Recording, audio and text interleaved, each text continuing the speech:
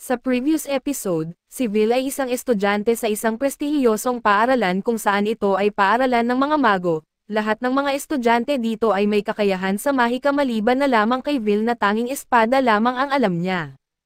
Nakakaranas si Vil ng mga pambubuli dala na rin sa wala siyang kakayahan sa mahika, subalit isang araw ang isa sa kanyang mga bully ay nakarinig na pupunta si Vil sa dungeon para patayin ang isang halimaw at makakuha ng credit. Dahil sa ayaw niyang manatili si Vil sa paaralan ay gumawa siya ng hakbang at maunahan ito. Pumasok sila sa dungeon kasama ang kasamahan niya para patayin ang halimaw, kaso sa kasamaang palad ay mabilis lamang silang tinalo nito at buti na lang ay dumating si Vil sa mismong lugar at niligtas ang bully. Doon ay sinampal siya ng katotohanan dahil sa nakita niya mismo kung gaano kalakas si Vil. At sa pagpapatuloy, sa isang flashback ay makikita natin ang oras na binigyan ni Elfie si Vil ng kanyang pares ng goggles at agad siyang nagpaalam dahil aakyat siya sa tuktok ng tore. Habang papalayo si Elfie ay tinawag siya ni Vil at nangako na hahanapan niya ng paraan na makaakyat din ng tore para magkasama sila. Kahit marami ang tutol sa kanya at hindi siya makagamit ng mahika, nangako si Vil na tuparin niya ang kanyang pangako at makikita ang paglubog ng araw kasama si Elfie. Naantig siya sa mga sinabi ni Vil kaya lumingon siya pabalik na may luha sa kanyang mga mata at sinabi na maghihintay siya kay Vil kahit gaano man ito katagal. Nang tuluyan nang umalis si Elfie, nangako si Vil na iyon na ang huling beses na iiyak o magiging mahina siya at balik sa kasalukuyan. Abala si Vil sa paghahatid ng mga pahayagan dahil kailangan niyang magtrabaho ng maraming trabaho para mabayaran ang kanyang matrikula. Habang nasa kanyang karaniwang ruta ay nakasalubong niya si Donan na binati siya ng mainit at sinabihan ng good luck. Sinabi rin ni Donan na bibisita siya sa tavern mamaya kaya binanggit ni Vil na maghihintay siya at habang tumatakbo si Vil para tapusin ang kanyang paghahatid, nadapa siya sa mga hagdan at kumalat ang mga pahayagan pero dahil sa bilis niya, mabilis niyang nasalo ang lahat ng newspaper sa ere at naiwasan na bumagsak. Nakaligtaan niya ang isang newspaper kaya naglakad siya para kunin ito at habang ginagawa niya ito, napansin niya ang isang artikulo tungkol kay Elfie at kung paano siya nakagawa ng bagong uri ng orihinal na mahika. Siya ang unang taong nakagawa ng 12 iba't ibang orihinal na mahika at natutuwa si Vil na patuloy pa rin siyang nagsisikap kaya't magtatrabaho din siya ng mabuti. Paalis na sana si Vil, pero napansin niyang may isa pang bahagi sa artikulo na nagsasabing personal na nagpadala si Elfie ng kahilingan sa akademya at agad siyang kinabahan. Tumakbo siya papunta sa kanyang dormitoryo at tinanong ang kanyang kasama sa kwarto na si Rusty, kung matutulungan ba siya gumawa ng magic item sa maikling panahon. Tinanong ni Rusty kung bakit siya nagmamadali, kaya sinabi ni Vil ang tungkol sa kahilingan ni Elfie at gusto niyang siya ang humawak nito. Wala siyang klase ngayon kaya maaari siyang mag-priority sa kahilingan at nagsimula na siyang magbihis. Ang trabaho ay mangolekta ng mga Frostwalker Ice Cores, dahil kailangan ito ni Elfie para sa maraming magic kabbalists at ang lahat ng kalahok na estudyante ay babayaran ng naaayon, kailangan lang ni Vil ang magic items ni Rusty para makatulong. Nagbiro si Rusty na naging diretso si Vil sa kanyang kahilingan, pero wala siyang dahilan para tumanggi kaya ibinigay niya ang bago at pinahusay na mga magic items at labis na nagpapasalamat si Vil. Sa ika-4 na palapag ng dungeon ay karating lang ni Vil para mangolekta ng ice cores kaso marami ng estudyante ang naruroon para gawin din ang parehong bagay. Alam na niya ito dahil sikat si Elfie kaya gagawin niya ang kanyang makakaya at habang magsisimula na siya, isang malakas na pagsabog ang naganap sa kuweba na sanhi ni Shen na nagpasabog ng maraming Frostwalkers. Pinuri siya ng kanyang mga kaibigan sa ipinakitang kasanayan pero sa loob-loob ni Shen ay nalulungkot siya dahil hindi pa rin siya kasing lakas ni Vil noong araw na iyon. Habang nakikita ni Vil si Shen, humanga siya sa kapangyarihan ng mahika na ginamit nito kahit na mukhang galit si Shen sa kung anuman at sa anumang kaso, dahil sa dami ng mga estudyante doon ay hindi magkakaroon ng pagkakataon si Vil na mapatay ang anumang Frostwalkers. Ang tanging pagpipilian niya ay pumunta sa mas malalim na bahagi ng dungeon at habang bumababa si Vil, nakita niyang nasa panganib ang isang babae kaya agad siyang kumilos at ilang sandali lamang ay nahati sa dalawa ang 3 halimaw. Nabigla ang babae sa kanyang nasaksihan, dahil ito ang unang beses na nakita niyang gumamit ng espada ang isang estudyanteng gumagamit ng mahika para lumaban. Tinanong ni Vil kung ayos lang siya at pagkatapos ng kanyang pagkabigla, binanggit niyang ayos lang siya at ipinakilala ang sarili bilang si Iris. Sa isang lektura, nagsasalita si Warner tungkol sa dakilang tagumpay ng paglikha ng bagong mahika, na isang napakalaking tagumpay na nagbibigay ng walang kondisyon na pag-angat hanggang sa tuktok ng Magic Tower. Ang bagong mahika ay kadalasang pinapangalanan ayon sa tao na lumikha nito o mula sa mga salitang kaugnay sa kanila. Halimbawa ang dark magic spell na Dax Derens na ginamit ni Edward ay pinangalanan mula sa isang mage mula sa sinaunang panahon na tinatawag na Firewatchman Derens. Kaya kung sino man sa mga estudyante ang makakalikha ng bagong mahika, itatatak nila ang kanilang pangalan sa kasaysayan magpakailanman. Isang estudyante ang nagtaas ng kamay at nagtanong kay Warner kung ibig sabihin nito ay kamangha-mangha si Elfie. Walang pag-alinlangan ay naniniwala si Warner na ito ay hindi kapanipaniwala sa kanyang kakayahan sa mahika at hindi pangkaraniwan para sa isang mage na lumikha ng 12 orihinal na spells mag-isa, kaya hindi malayo sabihin na siya ay isa sa mga pinakadakilang mage na nabubuhay. Pagkarinig ng mga tagumpay ni Elfie ay kailangang aminin ni Colette na kamangha-mangha siya gaya ng sinabi ni Vil. Ngunit ang kanyang kaibigan na si Rose ay nagsimulang mangasar sa kanya dahil nagseselos siya kay Elfie dahil mahal niya si Vil at napapahiya si Colette at sinigawan si Rose dahil sa pagsasabi ng mga kalokohan na bagay, ngunit nagdulot ito ng kaguluhan sa klase kaya't humarap si Warner at sinabing umupo siya at manahimik. Samantala sa dungeon, naglalakad sina Vil at Iris sa isang daanan at matapos ipakilala ni Vil ang sarili.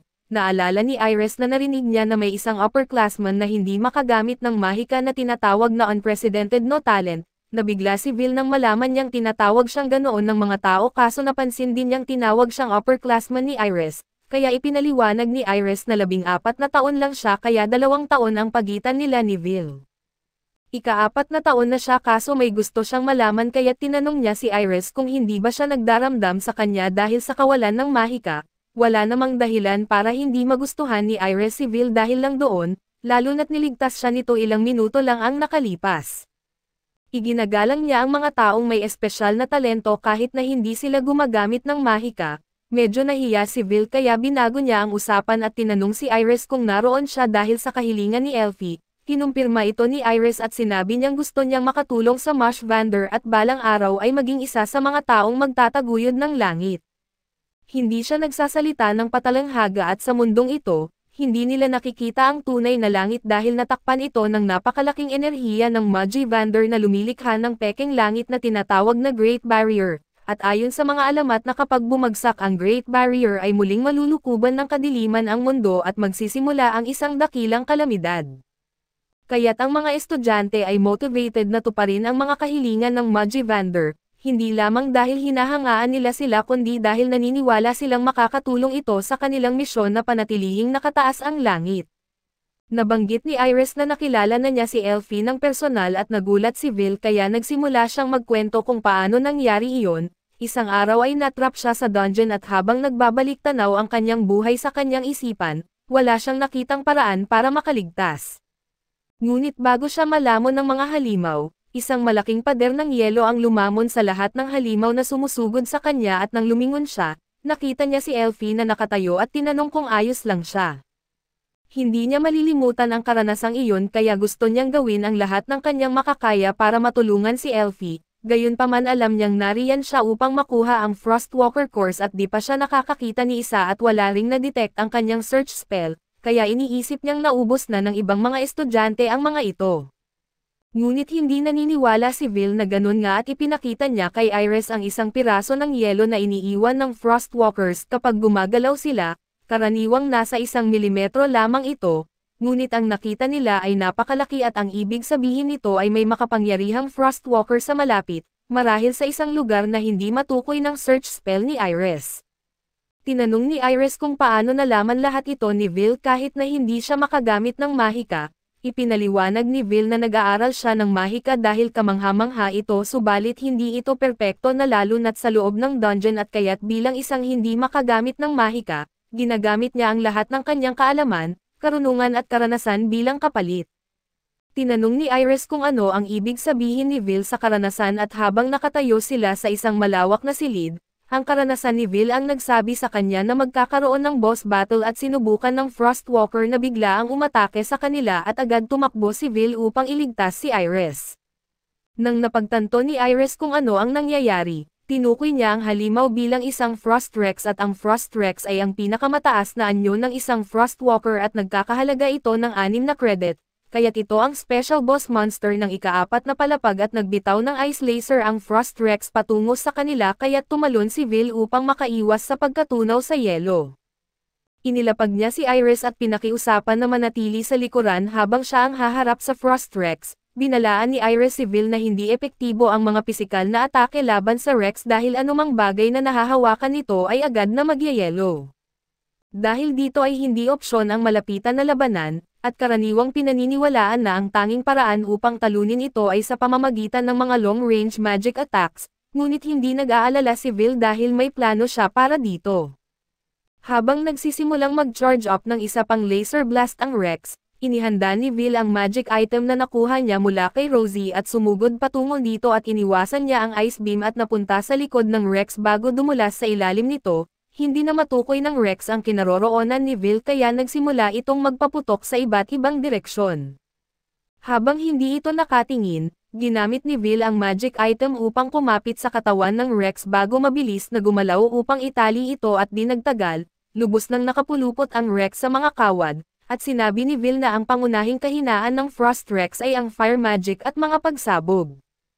Habang nagbitaw ng isa pang laser blast ang halimaw ay inactivate ni Vil ang magic item at pinaapoy ang mga kawad na konektado sa mga bomba na nakakabit sa hook, na nagdulot ng malaking pagsabog at natunaw ang Frost Rex sa mga piraso ng yelo. Hinihila ni Vil pabalik ang kanyang kagamitan at ginawa ang mental note na magpasalamat kay Rusty sa kanyang tulong. Pagkalipas ng ilang sandali ay di makapaniwala si Iris sa kanyang nakita kaso lumabas ang kanyang tunay na personalidad at sinabi niyang mas malakas si Vil kaysa sa mga chismis. Iniisip niya kung paano niya isulat ang kanyang natutunan, pero habang iniisip niya ito ay tinawag siya ni Vil at sinabing may nakuha silang napakagandang ice core kaya maaari na silang bumalik. Ngumiti si Iris bilang pagsang-ayon para mapanatili ang kanyang persona at maiwasan ang paghihinala. Ilang sandali pa ay pumunta si Iris sa Wizard Tower, habang naglalakad siya sa mga pasilyo at tinanggal ang kanyang disguise, inaalala niya ang kanyang mga natutunan sa pagsunod kay Vil at totoong hindi makagamit ng mahika si Vil, ngunit pinupunan niya ito sa mga malikhaing paraan kasama ang kanyang mahusay na kasanayan sa labanan at karanasan. Ibig sabihin ay bagaman hindi siya kwalipikadong maging mage, isa siyang napakahusay na mandirigma at pagdating sa dulo ng pasilyo, lumapit siya sa isang malaking pinto at binuksan ito para makipagkita kay Vanders. Humingi siya ng ilang sandali ng kanilang oras at humingi ng paumanhin kung naistorbo niya sila, ngunit sinabi nito na walang dahilan para humingi ng paumanhin dahil isang boring na pagpupulong lang ang kanilang ginagawa. Ngunit ang sitwasyon ay nananatiling seryoso dahil kung mabutas ang Sky Barrier ngayon, tiyak na mawawasak ang mundo at ang Celestial Host na nagmasid sa kanila mula sa kabila ng langit, ay agad silang wawasakin dahil sa dami ng mga mage na mayroon sila. Kaya't kailangan nilang magmadali at humanap ng mas maraming mahuhusay na mage para tulungan sa paparating na laban sa itinakdang araw. Kung hindi mangyayari ang calamity at ang lore na hindi nila maaaring hayaan, tinanong nila si Iris kung paano ang kanyang observation mission at kung may natagpuan siyang kapaki-pakinabang na tao. Kinumpirma niya na nakatagpo siya ng isang promising na tao na maaaring makatulong sa kanilang layunin, ang walang talento na hindi makagamit ng mahika at ito si Vil Surfer. Inirekomenda niya na ipasok ito sa tower at sina Carrot at Eleanor ay tutol sa ideya subalit si Zay ay iniisip na magiging masaya ito habang si Elfie ay piniling magreserba ng opinyon sa bagay na ito. Hindi alintana ni Zay kung sino ito basta't kapaki-pakinabang, ngunit iniisip ni Eleanor na baliw ang magdala ng isang taong walang mahika at malapit na silang mag-away tungkol dito. Ngunit pinapakalma sila ni Carrot at sinabing hindi nila kailangang magdesisyon ngayon dahil malapit nang maganap ang Grand Magic Festival. Magiging malinaw naman kung sino ang mga magiging kapaki-pakinabang sa pamamagitan ng mga resulta nito, kaya't kung hindi makapasok si Vil, ibig sabihin ay hindi siya nararapat para sa tower. Sa ganoon ay tinapos nila ang pulong at nag-teleport silang lahat palabas at naiwan si Elfie na masaya, dahil nalaman niyang sinusubukan pa rin ni Vil na tuparin ang kanyang pangako kaya't sinabi niyang maghihintay siya gaano man katagal. Kaso dito muna matatapos ang ating recap, salamat sa inyong panonood hanggang sa muli.